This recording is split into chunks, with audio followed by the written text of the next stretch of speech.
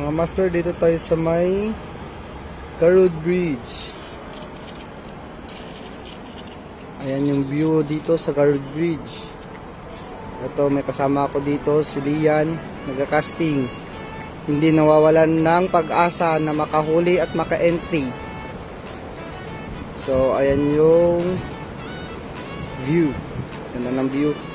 Actually, kanina mataas yung tubig. Ngayon is pababa na, kaya malakas yung agos. So, nababaka sakali na mayroong huli.